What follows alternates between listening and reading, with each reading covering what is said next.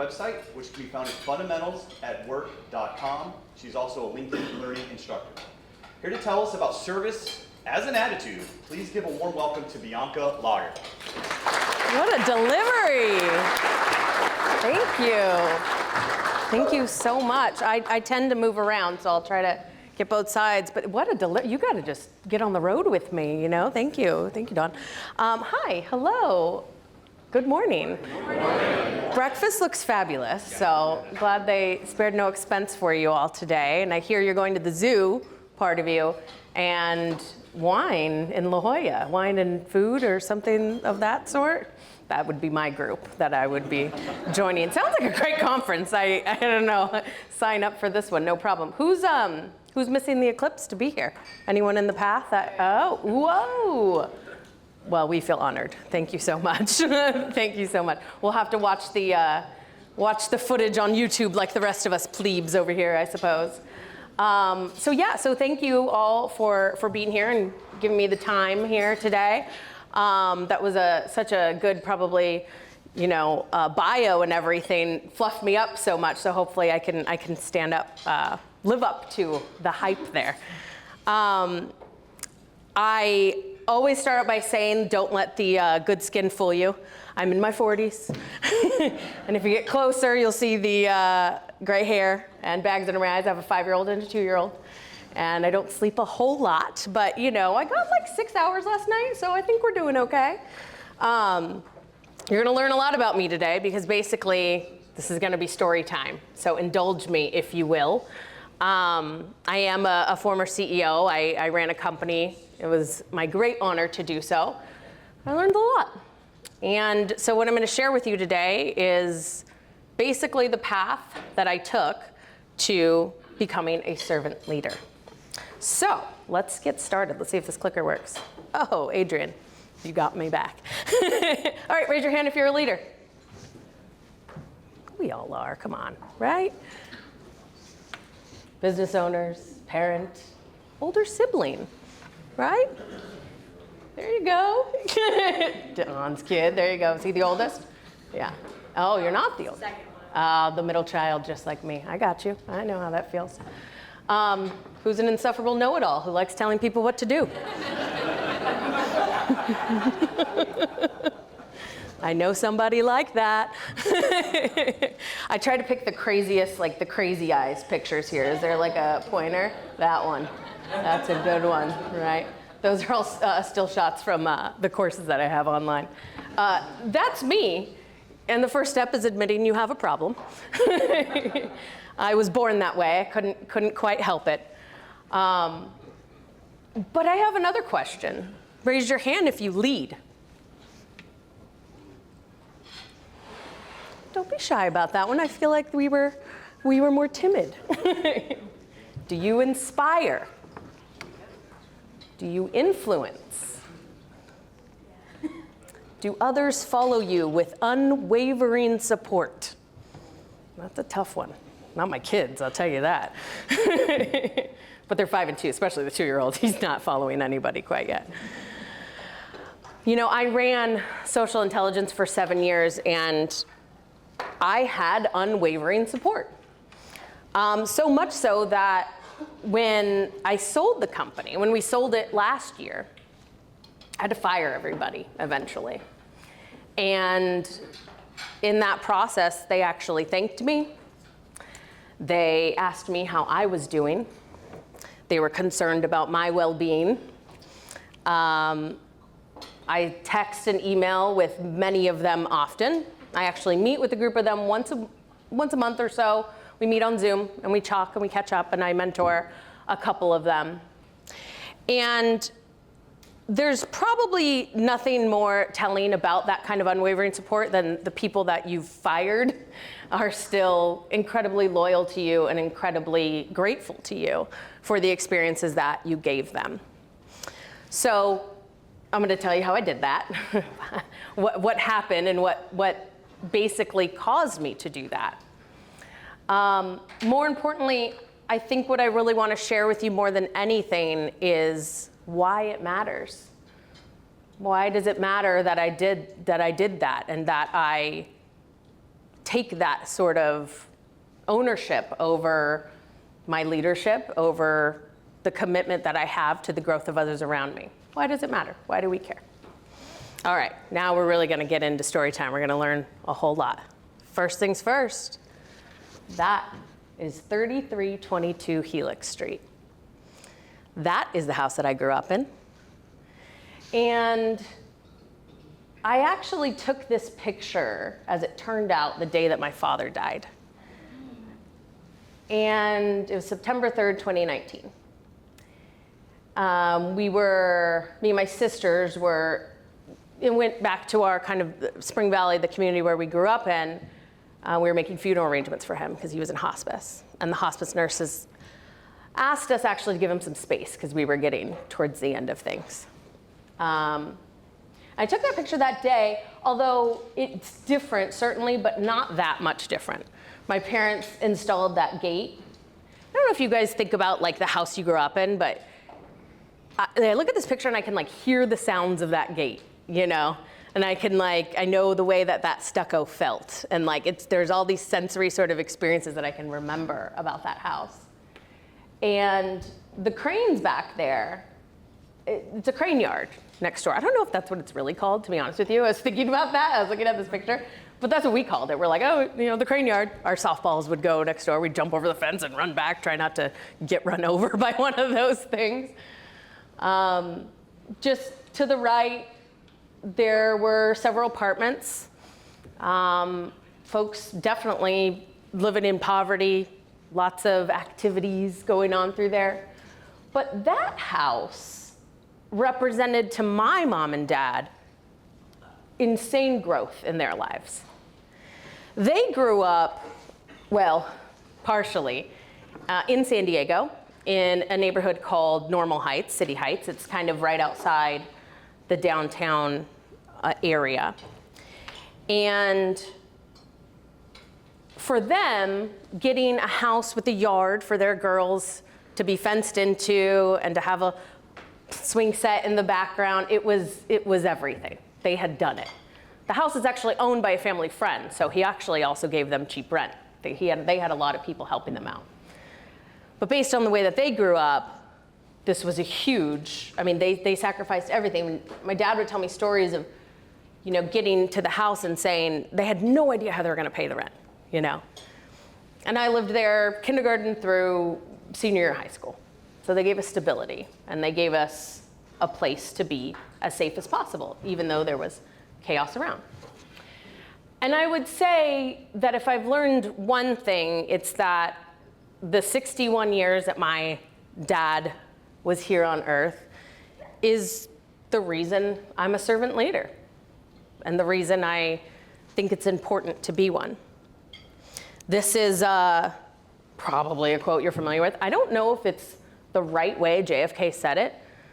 For those to whom much is given, much is required. But that's the way Bobby Calhoun said it. That's my dad.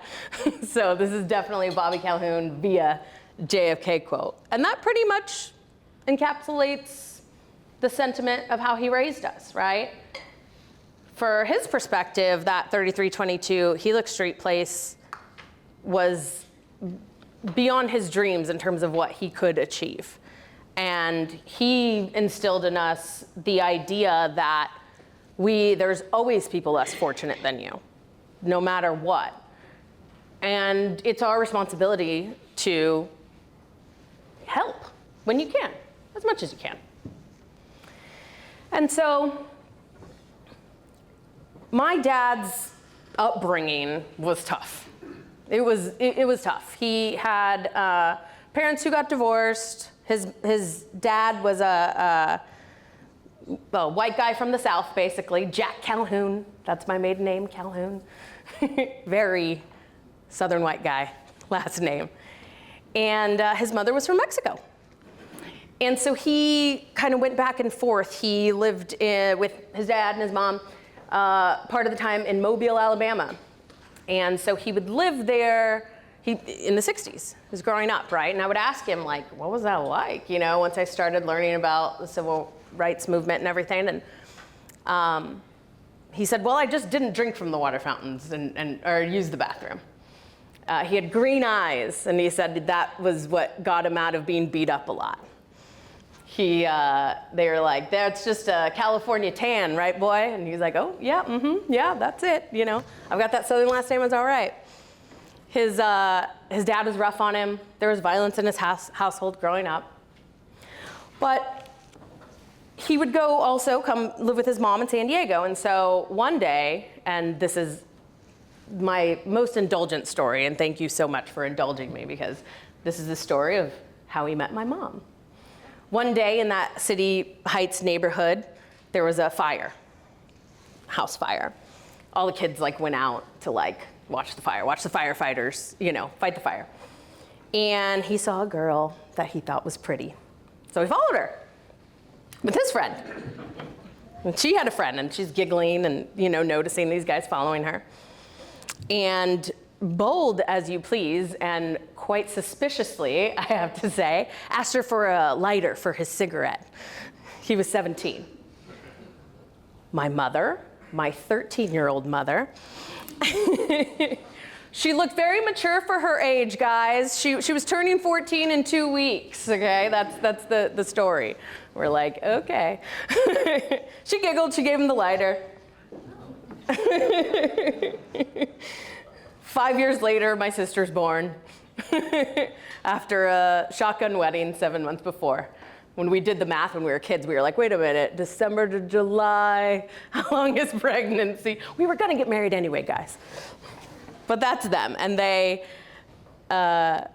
luckily, he married somebody who is a formidable woman. She taught her 3 girls how to advocate for themselves, how to take space in the world. And she made his dreams come true of having 3 little girls that he always wanted. And so they moved to 3322 Helix Street when I was 5 years old to give us a shot, more of a shot than what they had. So he felt very lucky. Now, let's fast forward. 9 years ago from now, 9 years ago actually this month, there is a very well-slept girl who I was so tired that day. I remember I had to wake up very early. I went to Pepperdine for my MBA. This is the day I graduated grad school.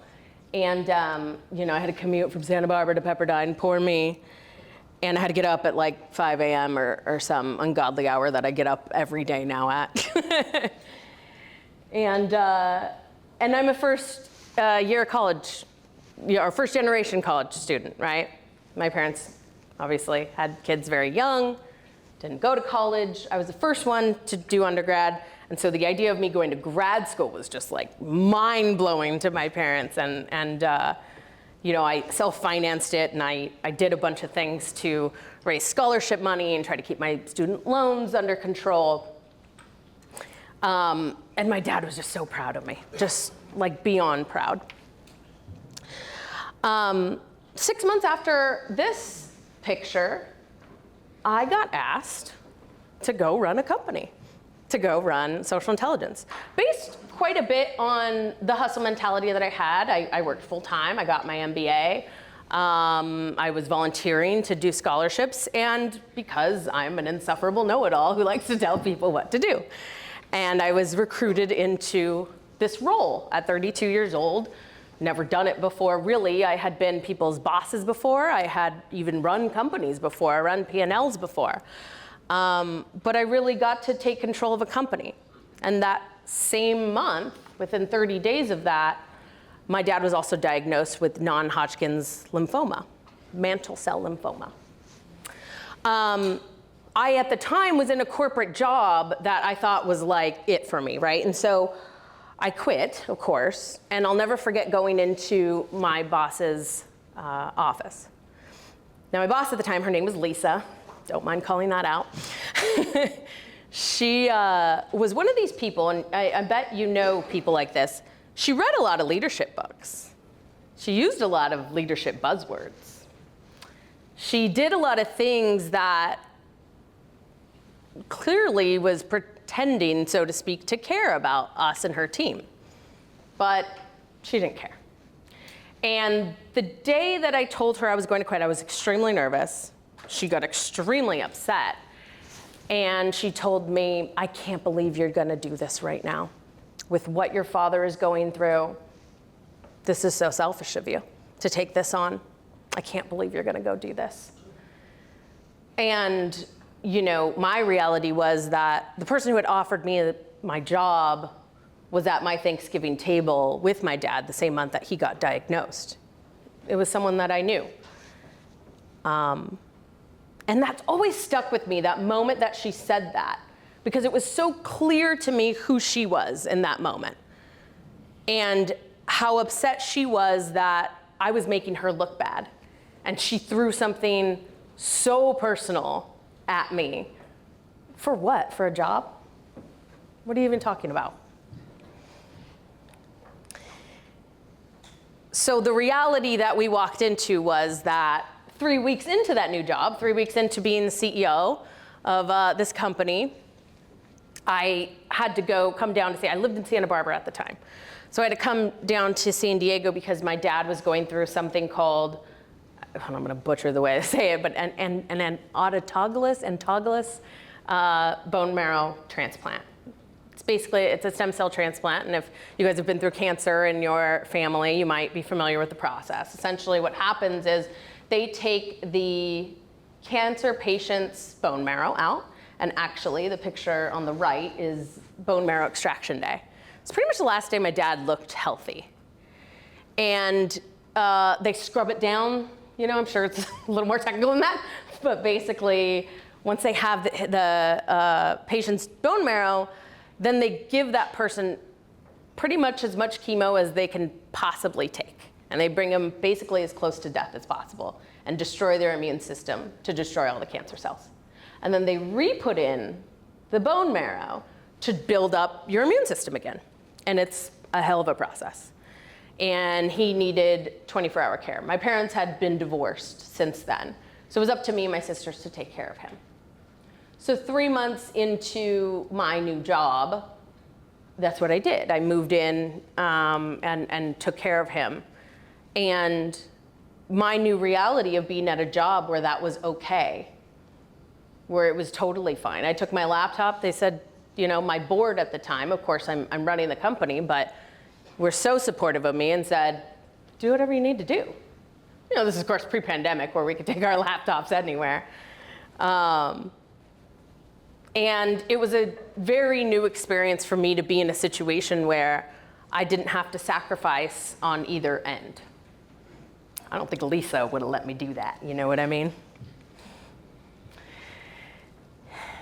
The thing that also I think I started with by instinct there that I didn't even realize was that I set the tone for the people who work for me with being open and honest about what I was going through. And gave them the comfortability to say, if you have a situation, it's okay. I'm gonna go do this. I'll be as available as possible, but this comes first. And it comes first, not just me, but it comes first for all of you as well. And I think that I didn't even know what I was doing exactly then, but the meaningful way that I accepted my own circumstances and accepted theirs makes a huge difference in people's work life. We don't have to miss the important things. We don't have to choose. We can be ourselves. We can bring our whole selves to work. So 3 weeks after this, after I help him convalesce, which not for nothing, I had the hard shift. I had the first week, and my little sister, the youngest one, I don't know who the youngest is here, but they were going on beach walks, and they were enjoying, and I'm like, that was not my experience, but anyway, we helped him get better then. When I came back to my job, I fired somebody important. It was the first real big thing that I did. And I always think back at that moment as being the first moment that I really became what I think about now as a servant leader. And the reason I think that is because the person needed to move on. But she had worked there a long time and had some pretty deep relationships with everybody who worked there. So what I did is I sat down with every single employee at the company then, either on Zoom or in person. We were kind of a hybrid remote company then. I met with every single person. There was about 30 employees. And I gave them the opportunity to tell me how they felt about it. I explained appropriately, HR appropriately, right, that I was eliminating a position, that this was my decision, and if they wanted to share thoughts or feelings about that, that was fine with me.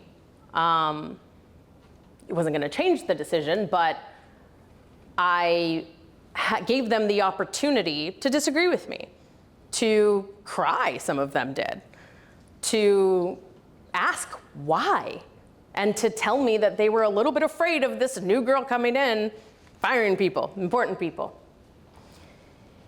And in those like really difficult conversations, I think is how we make or break our leadership, right? And make or break that influence.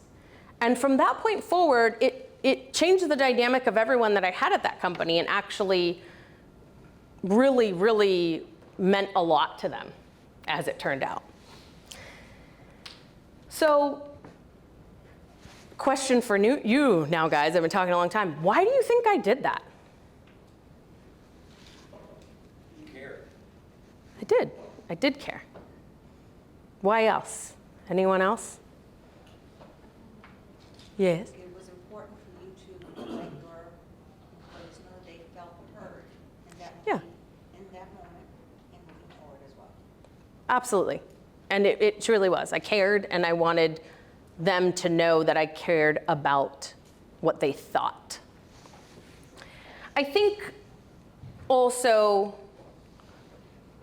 it took me a few years to really understand why I did that. And I think, to kind of get the crescendo here of why I'm talking about my dad so much, I did it because Bobby's work life sucked. He worked a lot of menial jobs. He was disrespected a lot.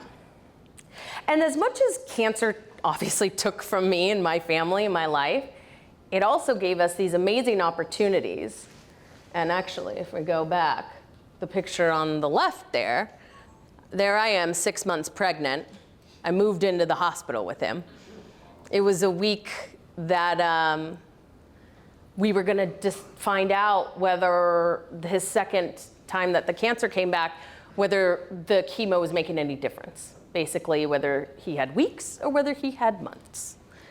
So I moved in, and I slept there, my little unicorn pillow and my laptop, and I was actually negotiating a really important deal with work. And I would go to the family room, and I would like make my Zoom calls and everything. And so,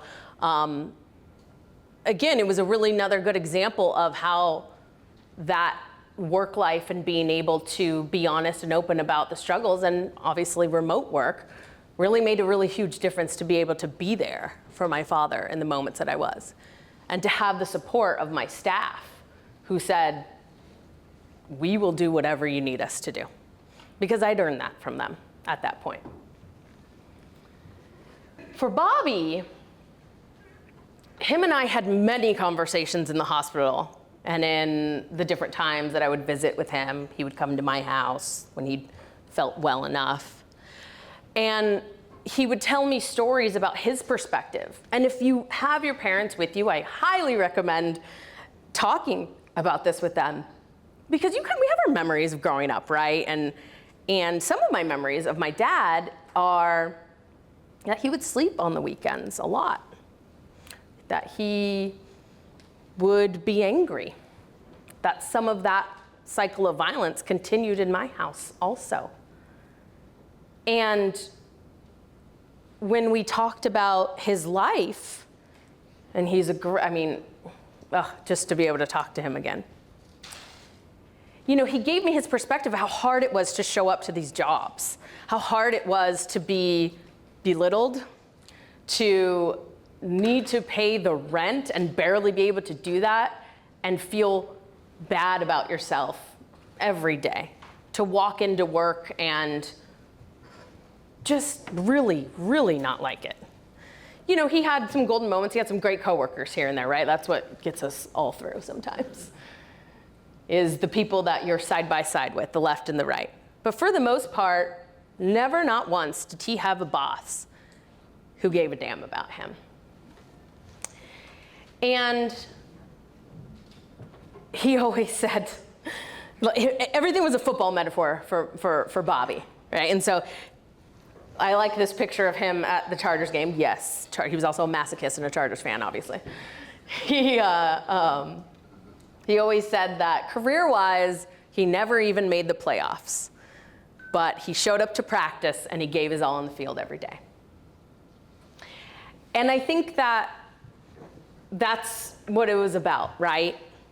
And for me, I understood deeply that not only did I not want to go through life like that, I don't ever want anybody else to either. Just this year, UKG did a study, and this is not that shocking. You know, managers impact employee mental health by 69%. It's equal and equivalent to your partner or spouse, and more than doctors or therapists. The way that we feel about ourselves, the way that we are with our well-being, the way that we treat our children, the way that we treat each other has a lot to do with how we're treated at work. I did the math. My dad was 61 when he passed. And so he had approximately 350,000 non-sleeping hours in his adult life. And if you do the math, it's about 81,000 hours at work of his life. 23% of his life he spent at work. Life is short, right? But life is long. 81,000 hours, it's a lot of hours. And I actually did the math further that if you die around 80 or so, retire around 65, the percentage really only changes not that much because he was close to retirement age anyway, so it's a little under 20% that we will spend our lives at work. And we know this, right? I mean, anybody who is of an age has spent a long time at work and you know you got a path to go. So of course, why are we going to be miserable? Why are we going to be miserable to each other? If you're people's boss, if you're people's leader, why are you going to make their experience not a great one? This is all of our life. All right, so now personal story time is over. We're gonna switch gears a little bit. And we're gonna get into the meat and bones here. Anybody seen this YouTube? Come on, right? Simon Sinek? Just that link alone, 65 million views. It's absolutely fantastic. And if you've never watched it, highly, highly, highly, highly recommend that you do. In this, 17 minutes of TED Talk, 2010, I want to say actually it was 2009, but anyway. Simon Sinek says, the one thing that he repeats over and over again here is people don't buy what you do, people buy why you do it, right? And so had I had those conversations with my employees about firing that individual, and had I not actually cared, had their opinions not actually been important to me, they would know, okay? People don't buy what you do, they buy why you do it. The authenticity of actually having empathy and actually regarding their thoughts and feelings is why people believed in me, and not just in that moment, but I proved to them again and again. And I think that this is such an important thought, not just for business. And when you think about your business, this is so true. It's such a good marketing. It's such a powerful marketing message is to understand why we as consumers trust brands and buy things, right? Why we're loyal to some brands versus not to others. People don't buy what you do, they buy why you do it. And I don't think there's a better message than that in terms of leadership, in terms of being a leader, because as we know, when we've had leaders and bosses in our lives, we're not necessarily, we listen to their authority and we'll accept their authority, right? You're my boss, I'll do what you say. But I'm not gonna follow you. I'm not gonna follow you unless I actually believe in what it is that you have to say.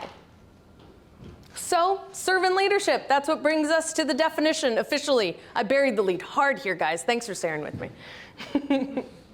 Servant leadership, my definition here, and I've kind of put it together. They are environments that attempt to promote innovation, empower employees, assure the well-being of those around them, and develop leadership qualities in others. I think the innovation part is incredibly important here. And based on what I experienced, that kind of psychological safety that you create with servant leadership allows new ideas to come out, allows us to challenge each other's new ideas, and to find the very best one that we can do. And especially in circumstances where, like my company, we didn't have a ton of resources. Small team, we had to be scrappy. We always said there's a million things to do and we could pick one. And so you have to pick the best one. And the only way you can do that is if you challenge each other's ideas and trust each other to know that we're not out to get each other, we're not trying to one-up each other, make ourselves look good, we're all interested in doing what's best for the group. So what is not servant leadership? Poor Santa there, I love that meme. It's not weakness, it's not a lack of authority, it's not inefficiency, it's not permissiveness, self-sacrifice, it's not effective, and it's not a religious connotation. It sounds like it a little bit, and honestly, I think it needs a rebranding. Like I tried to think about it, and couldn't come up with anything that was good on its own. But I think people hear servant leadership, and they're like, "I'm not your slave." That's not, what we're going for here.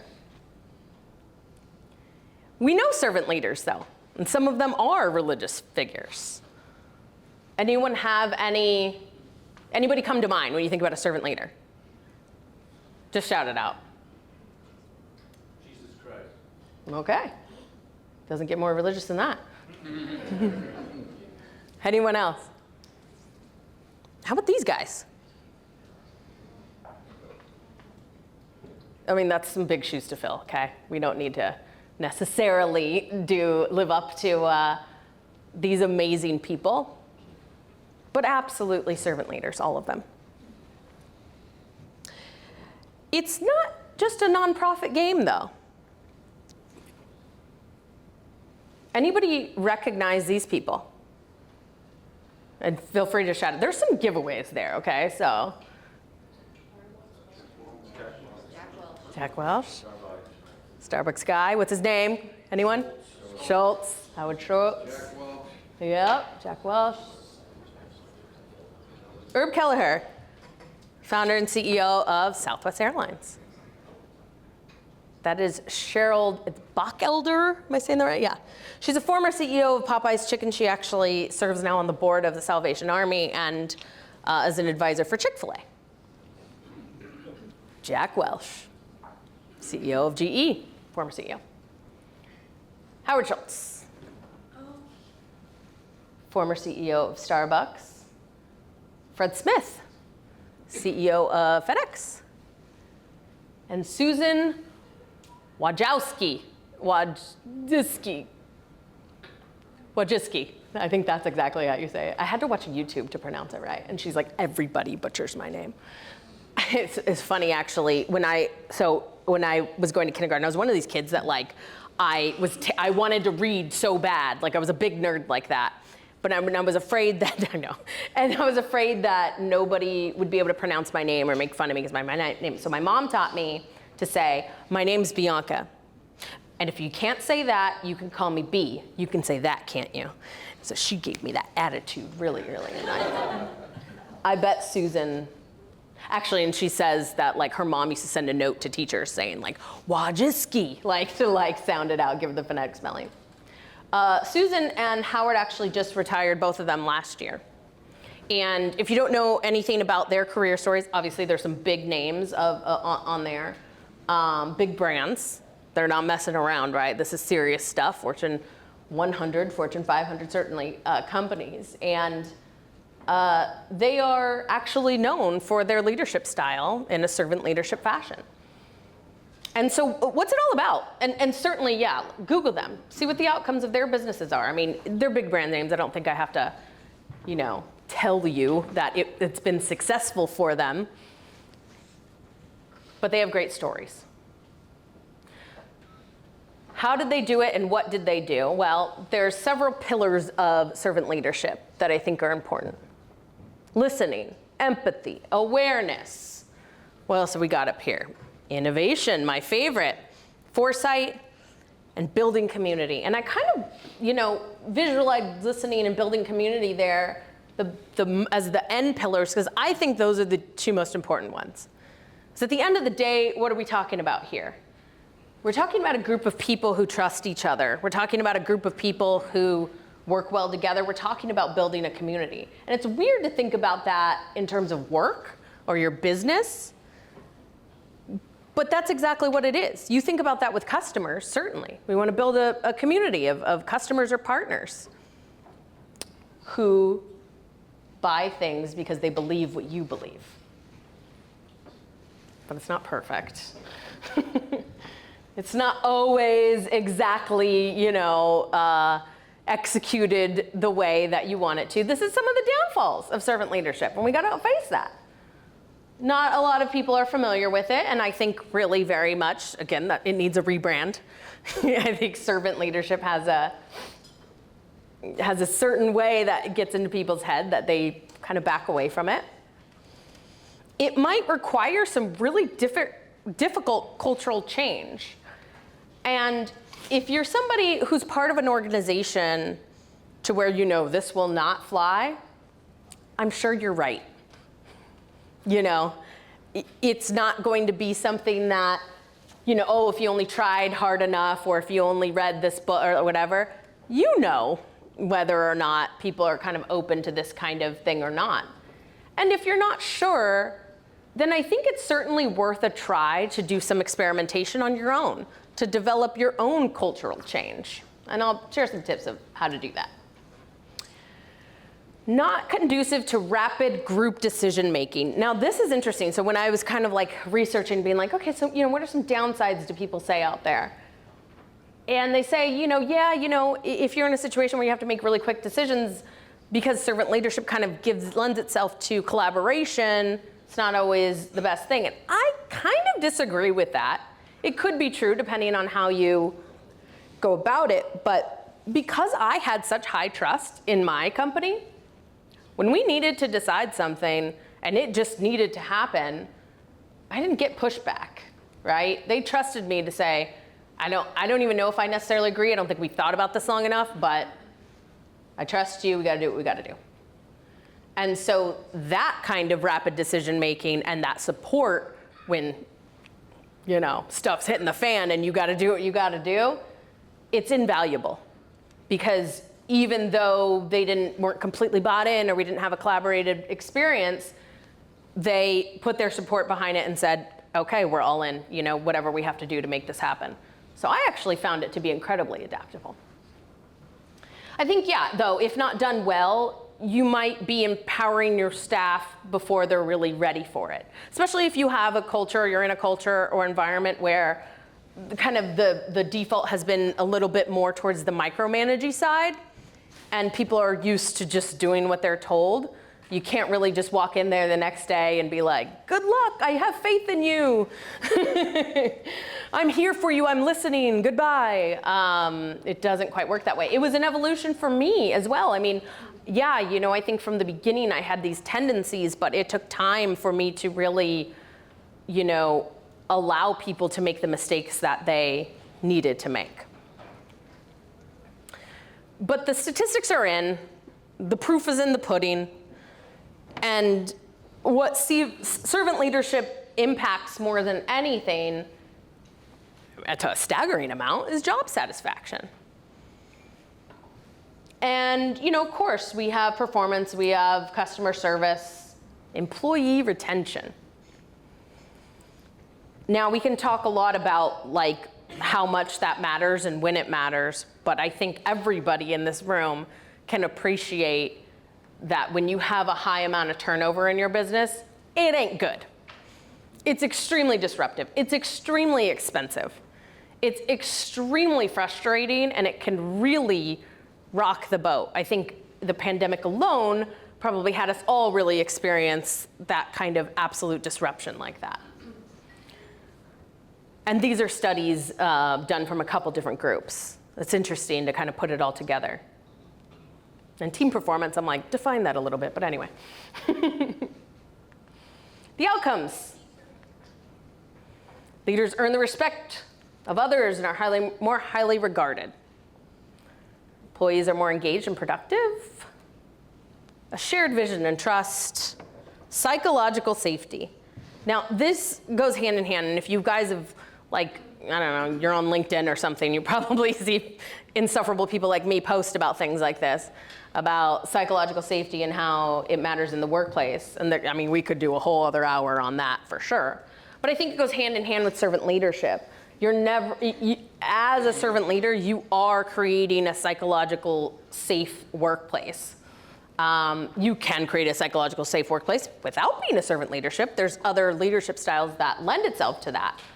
But again, I think this is so tied to innovation in the way that we are, you know, innovation I think doesn't just mean building technical products. I think it means how we're solving customer service problems, how we're approaching, you know, what we're helping our customers with, how we're supply chain issues, anything that's really problem solving in the best possible way.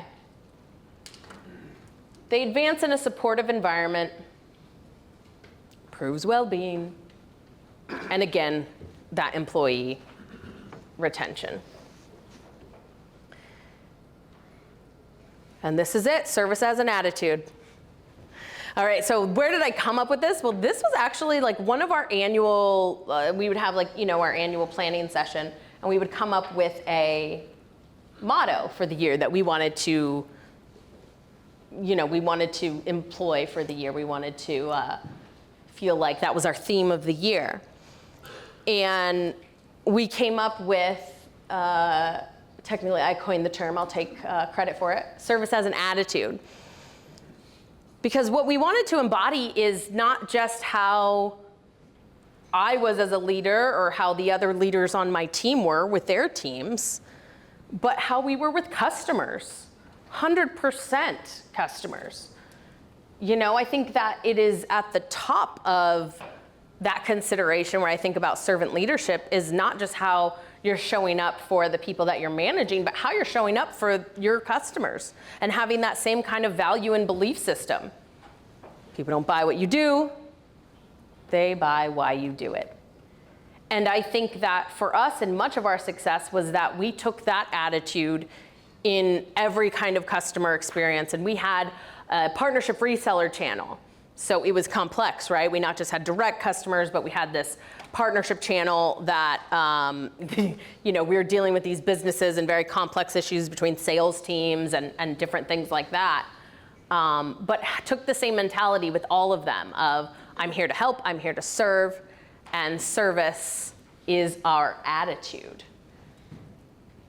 Personally, I use this with my kids as well. My oldest son is autistic, and what he's taught me so much through this journey is a different way to think about parenting that isn't just about control and demands, but is instead about being the guide on the side and helping to empower him to have a good experience when the world is a very scary place for him. Your personal relationships, of course, right? I mean, so that 6'4" IT nerd, we were bartenders together. That's how we met. And I promise, and please, you know, hold me to this, follow me on LinkedIn and hold me to this. I'm gonna write a book one day, and it's gonna be titled, Why I Married a Bartender and Why You Should Too.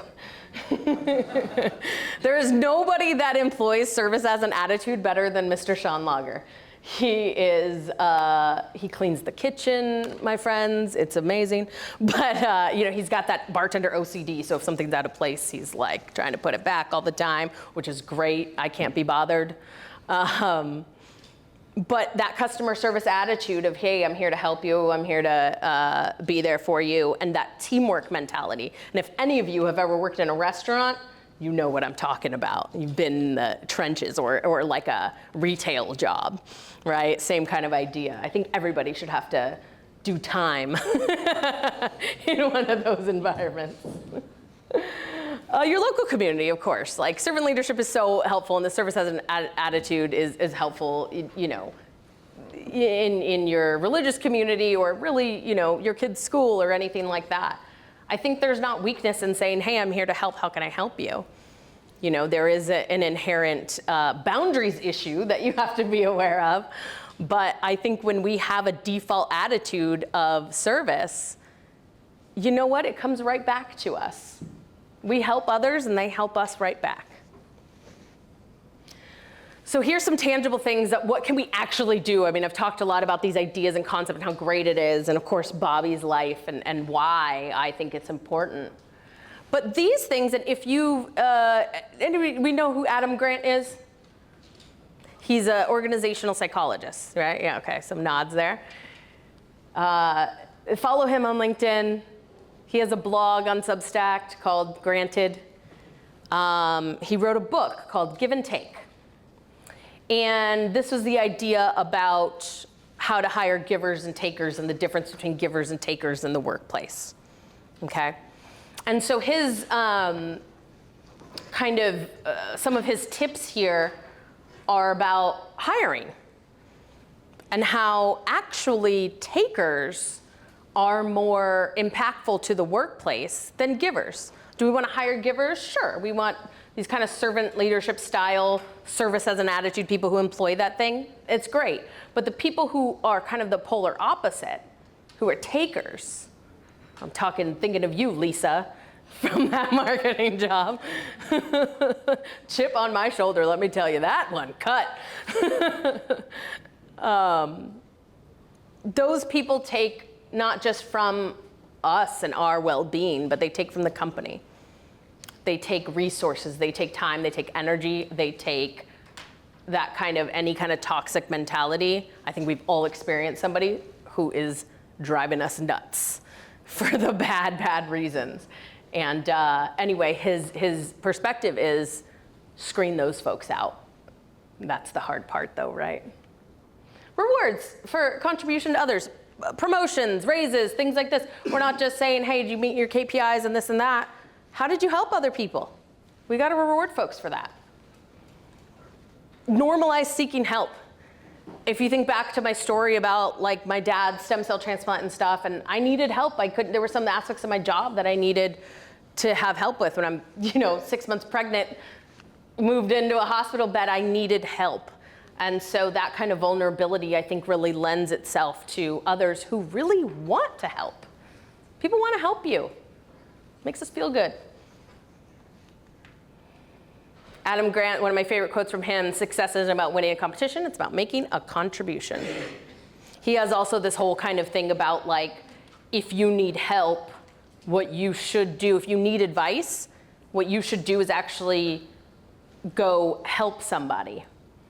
And it helps you actually feel like it builds confidence essentially, you're contributing. And so it helps you in your own decision making because then you feel more confident in the decisions that you're making because you feel like you can contribute. He says it much more eloquently than I highly recommend you check it out. And here's mine. Here are my tips. Allow space for mistakes, and especially all you bosses in here. Okay? It is so hard. It is so hard to watch people on your team mess things up. They have to. It has to happen. I had to experience some very painful customer situation stuff on some innocent mistakes that a team member had done. Had to clean them up sometimes. But let me tell you, she didn't make that mistake again. It's really hard to let go of some of these things, but this is about like that process of giving folks the empowerment. Because when you look at somebody and you say, I trust you to do your job well, there's no better feeling. I certainly am the optimistic faith that people rise to the occasion. But if you want them to rise to the occasion, you got to let them mess up. And that's hard. Sacrifice your comfort.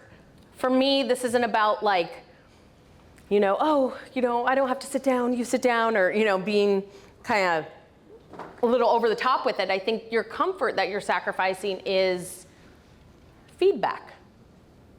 Having people be honest with you, really honest with you. Actually tell you what's bugging them, what's not working at work, what parts of the meetings are pointless, or entire meetings that shouldn't even be happening. Maybe some folks don't want to be on camera on Zoom. I was big on that at Social Intelligence. We had you don't have to be on camera at all. And of course, we were remote pre-pandemic.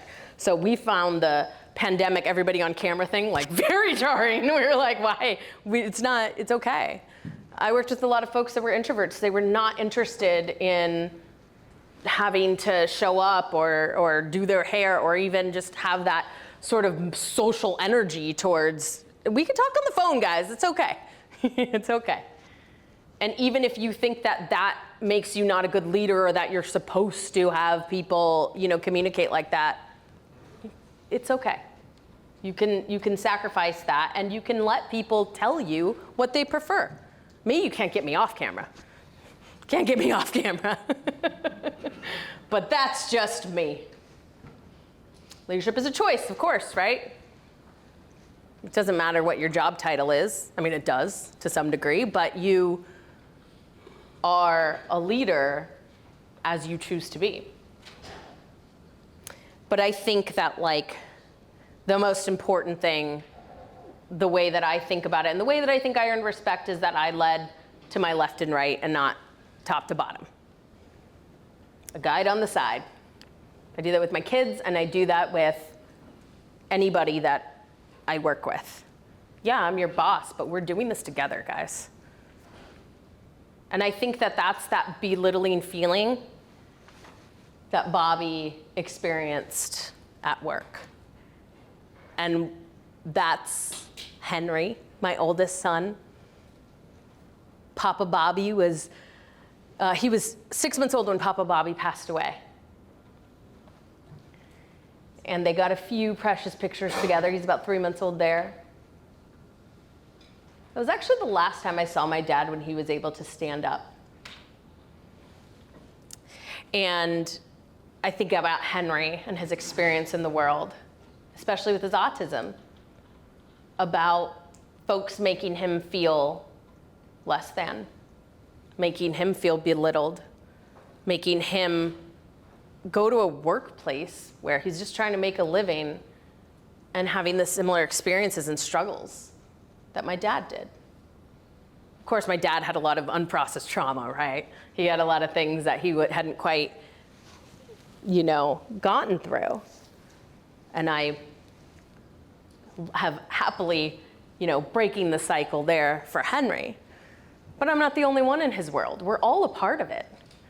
We're all people who affect everybody else's well-being.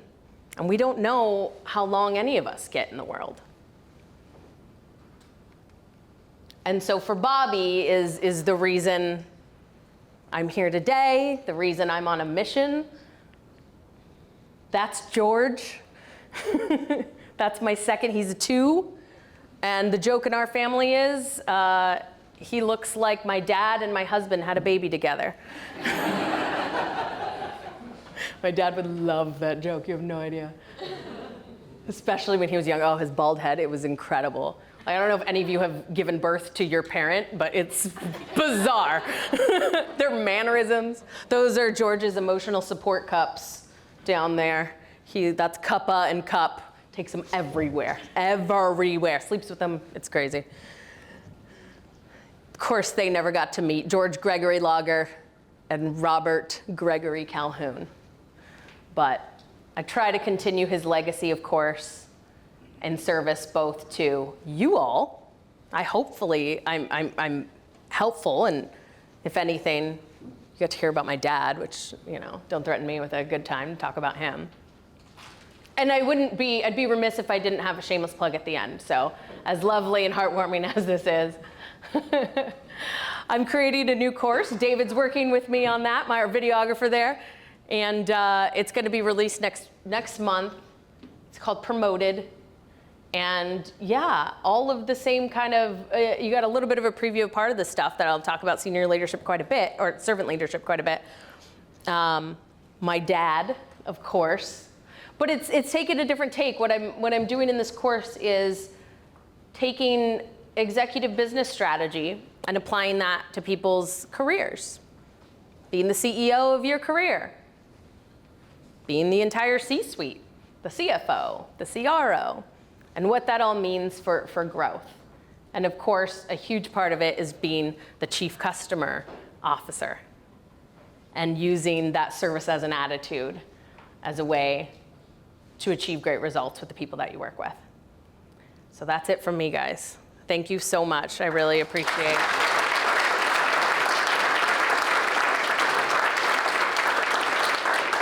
How'd I do on time? Oh my gosh, right on time. Questions, comments, compliments, I always say. Anything you guys want to talk about? I'd actually love to hear your guys' stories. Anybody employ servant leadership or use it in their business or career?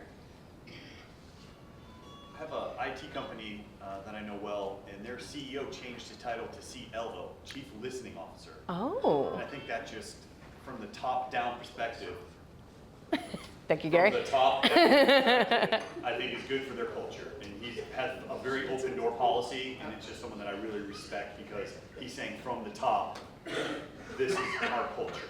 Yeah, yeah. And what about you in your own world? Parenthood.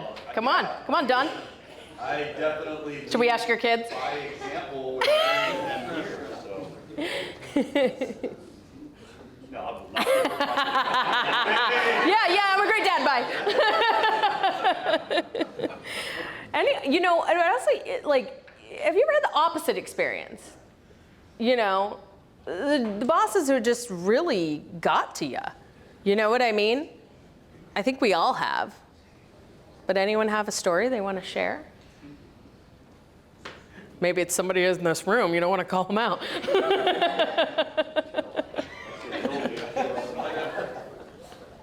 Or maybe you guys have had a shared experience with some of these folks, and you know, that's happened too. Thank God for our coworkers, right? They just help us survive.